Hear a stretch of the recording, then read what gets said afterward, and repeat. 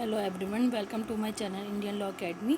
आज हम बात करने वाले हैं रिसर्च वर्क को लेकर। जो स्क्रीनिंग टेस्ट में हमारा पेपर जो क्वेश्चन पेपर आएगा उसका सेकंड पार्ट में होगा या सेकंड क्वेश्चन होगा।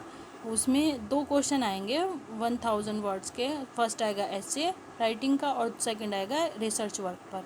ठीक है, तो रिसर्च वर्क से रिलेटेड जो लॉ क्लर्क ट्रेनी के लिए इंटरव्यू है तो उससे पहले स्क्रीनिंग टेस्ट है। तो स्क्रीनिंग टेस्ट में जिस तरह से रिसर्च वर्क के बारे में पूछेंगे तो उस पर एक मैं वीडियो बना रही हूँ। और अगर आपको हेल्पफुल हो या कुछ भी इससे हेल्प हो तो आप इसको लाइक कर सकते हैं, शेयर कर सकते हैं और सब्सक्राइब ज़रूर करें चैनल को आगे के नोटिफिकेशन के लिए। चलिए स्टार्ट करते हैं। What is research. अगर हम एक स्पेसिफिक लैंग्वेज देखें रिसर्च के बारे में तो वो यही कहती है, आप ऑनलाइन जाके सर्च करें, हज़ारों इसकी एक्सप्लेनेशन होंगी। और जो रिसर्च वर्क है लॉ क्लर्क ट्रेनी का, उसकी जो जॉब रिक्वायरमेंट के हिसाब से है तो आप सभी समझते होंगे या समझेंगे इस बात को, इससे रिलाई करेंगे कि जो हमारे रिसर्च वर्क है लॉ क्लर्क ट्रेनी के लिए वो सारे लीगल वर्क पर ही होने वाला है। क्योंकि ये जो इन्होंने आपकी बार स्क्रीनिंग टेस्ट दिया हाई कोर्ट ने, उसमें उन्होंने उस तरह का ही ऐसे राइटिंग भी इस तरह का ही रखा है 100 वर्ड्स का, कि जो स्टूडेंट हैं उनकी ये कैपेबिलिटी देखने के लिए कि या इस तरह का उनको नॉलेज देखने के लिए कि उनके अंदर ये नॉलेज है या कि नहीं, कि उनको अच्छी जो राइटिंग स्किल है उनके पास है या नहीं। दूसरा, उन्होंने स्क्रीनिंग टेस्ट के में ये भी देखना चाहा कि रिसर्च वर्क वो कितना अच्छा कर सकते हैं, क्योंकि लॉ क्लर्क ट्रेनी का जो काम है वो रिसर्च करके अपने जो सीनियर जज हैं, ऑनरेबल जस्टिस हैं या जजेस होंगे जिनके अंडर में वो काम करेंगे, तो उनको एक तरह से रिसर्च वर्क करके और उनको हेल्प करनी होगी। वो कोई सा भी आपको केस दे देंगे या कोई भी केस से रिलेटेड कोई डिटेल सर्च करने के लिए बोल देंगे कि आप इसके बारे में रिसर्च करके लाएं। क्या इस पर अभी तक लीगल वर्क हुआ है, क्या इस पर, जैसे मान लीजिए ट्रिपल तलाक को ले लीजिए एक एग्जांपल के तौर पर। अगर हम एक कोई टॉपिक लें तो ट्रिपल तलाक जैसे है तो इस पर एक तो सबसे पहले वो पूछ लेंगे कि जो इसमें फैक्ट इशू हुए केस में वो किस बेस पर थे। फैक्ट इशू होना जिस मतलब जो प्रॉब्लम्स थी, जिस प्रॉब्लम को लेकर इस पर केस फाइल हुआ, सोसाइटल प्रॉब्लम समझ लीजिए, या कहना चाहिए किसी पर्सनल लॉ में या पर्सनल किसी लेडी को लेकर या लेडीज़ वुमेंस के राइट को लेकर क्या मतलब प्रॉब्लम्स आती थी। तो इशू जो फ्रेम हुए वो क्या हुए इस केस में। और जैसे शायरा बानो का केस है काफ़ी रीसेंट और काफ़ी इसका मतलब इम्पॉर्टेंट केस है ट्रिपल तलाक को लेकर। तो इसके केस के बारे में वो आपको बोल देंगे कि आप इसके बारे में रिसर्च करके आएँ कि ट्रिपल तलाक से लेकर कितने अभी तक केस हुए हैं, या आगे उनके पास कोई इस तरह का केस आया है ऑनरेबल जस्टिस के पास जो ट्रिपल तलाक से रिलेटेड है और वो उसकी मान लीजिए हिस्ट्री जानना चाहते हैं। तो वो पूरा खुद तो बैठकर पढ़ेंगे नहीं, क्योंकि उनके पास इतना टाइम ही नहीं होता, इतना रिसर्च करने का उनके पास टाइम नहीं है। उनके पास केस बहुत हज़ारों से केस होते हैं उनके पास, एक एक जजेस के पास। तो उनके पास इतना टाइम ना होने की वजह से वो आप लोगों को हायर करते हैं अपने अंडर में वर्क करने के लिए, कि आप उनको जो है रिसर्च करके एक पूरा तैयार करके दें कि इस केस पर इस तरह के कॉन्सिक्वेंसेस हुए, इस तरह के इशू फ्रेम हुए थे। इशू फ्रेम होने के साथ साथ इसमें क्या प्रूफ आया, ये क्या एविडेंसेस आए, और क्या इस पर जो है ऑनरेबल सुप्रीम कोर्ट हो या हाई कोर्ट हो किसी भी स्टेट का, उसके क्या जजमेंट रहे, जो मतलब इम्पॉर्टेंट जजमेंट थे, जो आपके रिसर्च वर्क में इम्पॉर्टेंट जजमेंट जो है हेल्प करेंगे। ठीक है, तो हिस्टोरिकल बैकग्राउंड वगैरह भी पूछ सकते हैं वो आपसे कि इसका जो हिस्टोरिकल बैकग्राउंड है वो शरीयत लॉ में क्या है, और ट्रिपल तलाक बिद्दत है और इसको पहले ही हराम करार दिया गया है, लेकिन इस पर जो है पॉलिटिकल जो इशू बनाए गए हैं वो क्या बनाए गए हैं, वो सब चीज़ें भी वो कर सकते हैं। इसके मेरिट्स क्या हैं, डिमेरिट्स क्या हैं, ये जान सकते हैं। फिर उसमें जो है कंक्लूजन क्या निकल के आता है वो सब चीज़ें भी पता होनी चाहिए आपको। जैसे मैंने ये बता रही हूँ आपको, इस तरह से ही ये रिसर्च वर्क में ही आता है कि आप किसी भी चीज़ के बारे में रिसर्च करना, चाहे वो ऑनलाइन हो चाहे ऑफलाइन हो, जो भी मेथड आपको यूज़ करना है वो आपके ऊपर है। ये वो पूरी तरह से आपके ऊपर छोड़ देंगे। इट्स अप टू यू कि आप किस तरह का रिसर्च वर्क उन्हें करके देंगे।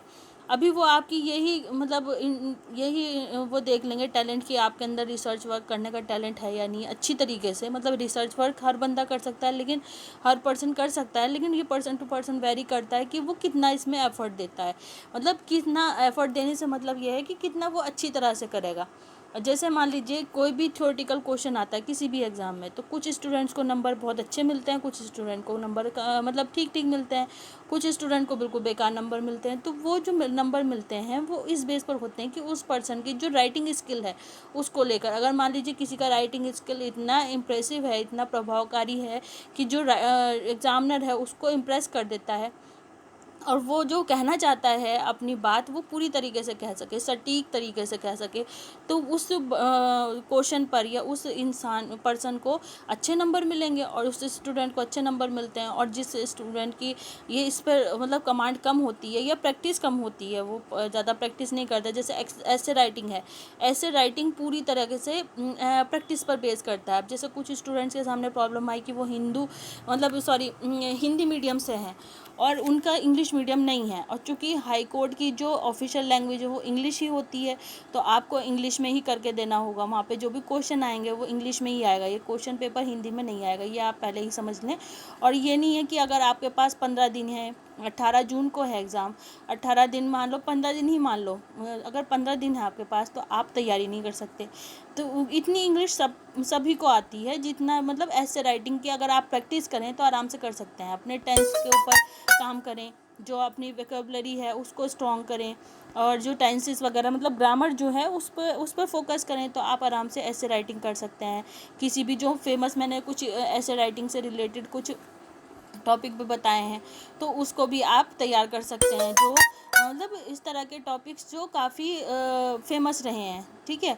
और रेफरेंस के तौर पर, क्योंकि हम लीगल स्टूडेंट हैं, तो हमें जो है रेफरेंस के तौर पर कोई ना कोई लीडिंग केस ज़रूर देना होगा। ऐसे राइटिंग में भी दे सकते हैं आप, और रिसर्च वर्क में भी दे सकते हैं, ठीक है। रिसर्च वर्क में हो सकता है वो आपसे कोई इस तरह का केस लॉ ही पूछ लें जिस पे जो है काफ़ी अच्छा रिसर्च वर्क हुआ हो, काफ़ी मतलब मटेरियल हो, जो आप आराम से दे सकते हैं। जैसे ट्रिपल तलाक वाला मैंने एक बताया, बेटी पढ़ाओ बेटी बचाओ वाला जो एक इस तरह का स्लोगन है, इस पर भी पूछ सकते हैं, वो रिसर्च वर्क भी करवा सकते हैं। इस पर वुमेन से रिलेटेड पूछ सकते हैं कि इनके एम्पावरमेंट के लिए क्या कर रही है, मतलब क्या हमारे इंडियन सोसाइटी में हो रहा है वुमेन्स के एम्पावरमेंट को लेकर, और जो डोमेस्टिक वायलेंस है उससे रिलेटेड भी पूछ सकते हैं। और उसके अलावा रेप केसेस से रिलेटेड भी पूछ सकते हैं, क्योंकि काफ़ी हाल फिलहाल में रेप केसेस इस तरह के हुए हैं जिसके बारे में रिसर्च वर्क के बारे में काफ़ी रेप केसेस आते भी हैं कोर्ट के सामने। तो आपसे जो है रिसर्च वर्क मान लीजिए वो इसी बात पर, इसी टॉपिक पर करवा लें, और कौन सा इसमें सेक्शन लगेगा, लॉ के कौन कौन से प्रोविज़न हैं, 375, 376, और इसमें अमेंडमेंट वगैरह जो हुए वो आपको रिसर्च वर्क में देने होंगे। अच्छा, अगर आप रिसर्च वर्क करना चाहते हैं लीगल फील्ड में, तो आपको जो है उसके सबसे पहले इफेक्ट ऑफ इशू जो होंगे, किस इशू को लेकर केस फाइल हुआ, ठीक है, क्या इशू थे, क्या प्रॉब्लम्स थी, या क्या केस था, तो उस फैक्ट के बारे में आपको पता होना चाहिए। फैक्ट से मतलब होता है केस की जो मेन केस में क्या किस बेस पर केस हुआ है, ठीक है। मान लीजिए किसी का रेप हुआ है तो उसमें क्या क्या कंसिक्वेंसेस है, या किसी को मान लीजिए किडनैप कर लिया गया है, एब्डक्शन बोला जाता है, ये एब्डक्ट कर लिया गया है, तो वो उसे लीगल लॉफुल गार्जियनशिप से एब्डक्ट किया गया है, कौन सा सेक्शन लगेगा, कहाँ से कहाँ तक उसको जो है लीगल गार्डियनशिप से हटाया गया या ले जाया गया, और क्या मान लीजिए उसमें फिरौती मांगी गई कि नहीं मांगी गई, इस तरह की चीज़ें रिसर्च वर्क में आ जाती है। और उससे रिलेटेड कोई रेफरेंस में आप केस लॉ भी दे सकते हैं कि इस तरह का जो केस था उसमें ये जजमेंट हुआ, ठीक है। और उसके अलावा इसमें क्या कंक्लूजन निकलता है सोसाइटल लेवल पर, मतलब क्या हमारी गवर्नमेंट इस पर कर रही है, क्या अमेंडमेंट हुए इसको लेकर, या कोई सा भी मतलब आप ले सकते हैं। जैसे यूथनेशिया है, यूथनेशिया जो है, जैसे मान लीजिए मर्सी पिटीशन बोलते हैं इसको, मर्सी पिटीशन, अगर मान लीजिए कोई इतना, ये एक ज़रूरत के लिए, या एक अगर कोई ज़रूरत है किसी पर्सन को तभी करने के लिए कहा गया है। यूथनेशिया जो है, मर्सी पिटीशन जो है, या किसी की मर्सी किलिंग करना। मर्सी किलिंग से मतलब ये होता है कि मान लीजिए कोई पर्सन है जो बहुत ही बुरी तरह से बीमार है, इस पर मूवी भी बनी हुई है, ऋतिक रोशन और ऐश्वर्या राय की है, और उसका भी मुझे नाम याद नहीं आ रहा, तो उस मूवी में यही दिखाया गया है। यूथनेशिया जो है इस तरह के मरीज़ों के लिए होती है, इस तरह के पेशेंट के लिए होती हैं जो बहुत टाइम से जो बीमार हैं या बेड रेस्ट पर हैं, और वो जो है बहुत ही ज़्यादा परेशान है, मतलब डॉक्टर भी उन्हें जो है लाइलाज कर चुका है, लेकिन उनकी जो है पूरी तरह से मतलब डेथ नहीं हो रही है। तो वो उनके घर वाले या उनके डॉक्टर ये रिकमेंड करेंगे या बताएंगे कोर्ट में कि इस तरह की कंडीशन है, तो अगर इससे बेहतर तो बंदे को जो है मार दिया जाए कि वो मरकर ही ज़्यादा सुकून में रहेगा। जीते जी उसे जो है बहुत ज़्यादा तकलीफ़ है या परेशानी है, उसके ठीक होने का कोई चांसेस नहीं है। तो इस तरह की मर्सी पिटीशन उस पर्सन के घर वाले वो कर सकते हैं, फाइल कर सकते हैं कोर्ट में। तो रिसर्च वर्क मान लीजिए यूथनेशिया पर आ जाता है, तो एक अनुषा शामबाग का आप केस रेफरेंस के तौर पर दे सकते हैं, क्योंकि बहुत इंपॉर्टेंट केस है। फिर इस पर ये मूवी बनी, वो भी आप उसमें दे सकते हैं। दूसरा जो अनुषा शामबाग थी उस केस में क्या क्या उसके फैक्ट थे, क्या इशू रहे, क्या प्रॉब्लम्स आई, क्या सोसाइटी में उसमें अमेंडमेंट किया गया, लॉ में क्या उसमें सुधार किया गया, इंडियन लॉ क्या कहता है उस बारे में, और फॉरेन कंट्रीज़ में हो या एक दो कंट्री के बारे में आप दे सकते हैं कि उसके बारे में क्या प्रोविज़न्स है। फिर इसके अलावा दूसरा एक और मैं टॉपिक बताऊं, जैसे रिसर्च वर्क के लिए बहुत अच्छा है ये। जैसे मान लीजिए हमारे यहाँ पर इंडिया में ये करने के लिए प्रेगनेंसी, मान लीजिए कि कोई प्रेग्नेंट लेडी है, मान लीजिए किसी का रेप हुआ, वो प्रेग्नेंट हो जाती है, तो हमारे यहाँ पर ये है कि उसके रेप केसेस में ये अब ये दे दी है कोर्ट ने परमिशन कि उस अगर मान लीजिए प्रेग्नेंट हो जाती है रेप के थ्रू वो लेडी या बच्ची, तो उसको जो है उसका मिसकैरेज करवाया जा सकता है, ठीक है, लेकिन या ऑपरेशन करवाया जा सकता है वो डॉक्टर की रिकमेंडेशन पर, लेकिन टाइम फिक्स कर दिया गया है, 3 महीने से ज़्यादा का गर्भ को नहीं निकाला जाएगा, ये मतलब वो नहीं करा जाएगा, मिसकैरेज नहीं किया जाएगा। लेकिन इसमें इससे रिलेटेड क्या केसेस थे, इस जो लीडिंग केसेस हैं वो आप दे सकते हो रिसर्च वर्क में। फिर एक ऑफिशियल अगर हम इसकी डेफिनेशन देखते हैं तो वो हम देख लेते हैं, the research for knowledge is closely linked to the object of study, मतलब जो हमारा स्टडी है उससे लिंक करता हुआ कोई objective, that is to the reconstruction of the facts, जो फैक्ट्स को रिकन्स्ट्रक्शन करे, that will provide an explanation to an observed event, जो इवेंट ऑब्जर्व किया जा रहा है उसके बारे में एक एक्सप्लेनेशन देना है, या कोई घटना जिस तरह की हुई है, जैसे मैंने अभी केसेस के बारे में बताया, and that at first sight can be considered as a problem, जिसको जो है फर्स्ट साइट या पहली नज़र में देख के बताया गया कि वो प्रॉब्लम है, बताया जा सके। It is very human to seek answer and satisfy our curiosity को सेटिस्फाई करना या उसका आंसर देना किसी भी पर्सन की बहुत मतलब it is very human to seek, ये बहुत ईजी तो नहीं है, लेकिन इसके बारे में research. Let's talk about research के बारे में बात करते हैं। What is research? Research is the careful consideration of study, ठीक है, careful consideration of study regarding a particular concern और research problem using scientific method, या तो साइंटिफिक मेथड यूज़ करना, जैसे ये लॉ मान लीजिए कोई मर्डर वगैरह हुआ है तो उसमें फॉरेंसिक लैब वगैरह का इस्तेमाल होता है, इस तरह की जो साइंटिफिक मेथड यूज़ होते हैं, या फिंगरप्रिंट्स वगैरह इस्तेमाल किए जाते हैं, मतलब उसे एक्यूज़ को पकड़ने के लिए उसके फिंगरप्रिंट्स वगैरह वो करवाए जाते हैं, सर्च करवाए जाते हैं, ठीक है। और उसके अलावा ये साइंटिफिक मेथड हो गया। According to the American sociologist Earl Robert Baby, research is a systematic inquiry to describe, explain, predict, and control the observed phenomenon. It involves inductive and deductive method. ये जो involve होता है inductive और deductive methods होता है. Inductive methods analyze and observe event, while deductive methods verify the observed event. जो inductive method है वो एनालाइज करते हैं किसी भी प्रॉब्लम को या इवेंट को, वाइल द डिडक्टिव मेथड जो होते हैं वो वेरीफाई करते हैं ऑब्जर्व्ड इवेंट को, जो ऑब्जर्व किया जा रहा है, ठीक है। Inductive approach are associated with qualitative research, मतलब जो इंडक्टिव अप्रोच है वो एसोसिएट होती है या जुड़ी हुई होती है क्वालिटेटिव रिसर्च से, मतलब अच्छा वाला रिसर्च माना जाता है उसे। And deductive methods are more commonly associated with quantitative analyst करा जाता है, क्वांटिटेटिव तरीके से।